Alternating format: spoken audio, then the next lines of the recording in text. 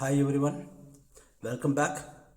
Today we are going to see about the applications of Kirchhoff laws.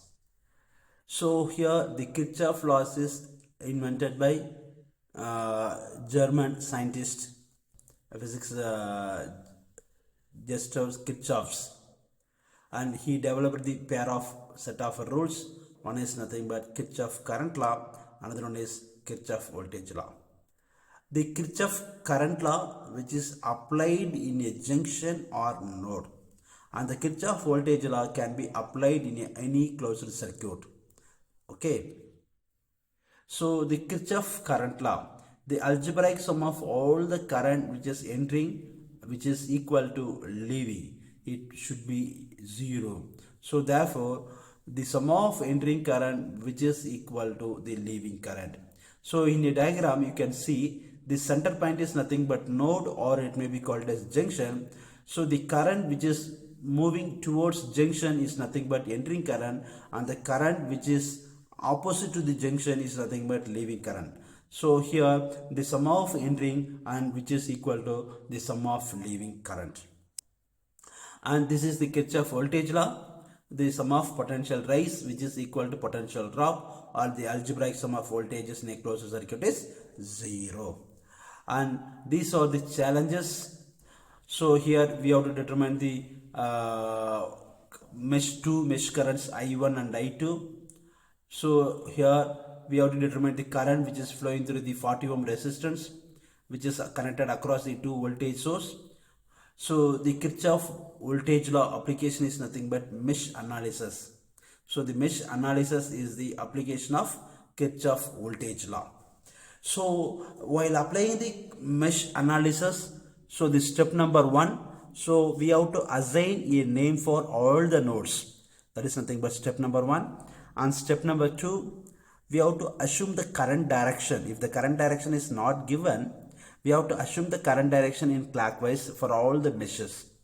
And step number 3, we have to apply the Kirchhoff voltage law. We have to apply the Kirchhoff voltage law for all the meshes. If the circuit it contains two meshes, we can able to apply two equation, 2 KVL. If the circuit is it contains three meshes, we have to apply three equations, 3 KVLs. Okay, so after that, if for example in the circuit it has two meshes, two separate closed circuit is there, two separate closed loop is there, so we are getting two meshes. So after that, with the help of this two equation, you can proceed with the equation solving method, or it may be delta Cramer rule in order to determine the current I1 and I2.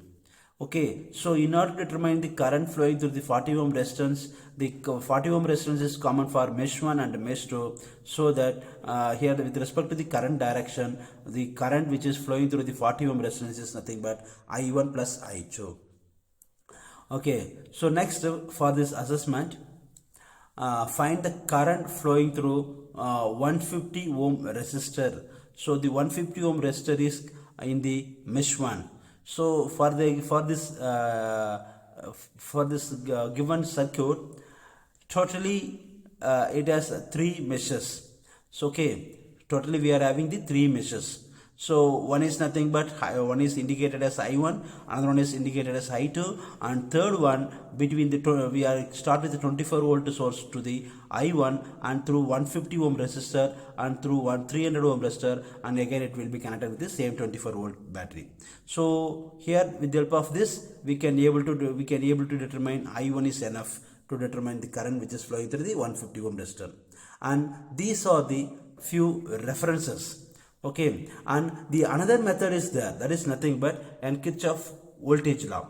So that is nothing but mesh analysis. Another one is Kirchhoff current law. So with the help of this Kirchhoff current law, we can solve the problem. That is nothing but the application of Kirchhoff current law is nothing but nodal analysis. Is the nodal analysis. So in the nodal analysis, here also we have to follow certain steps.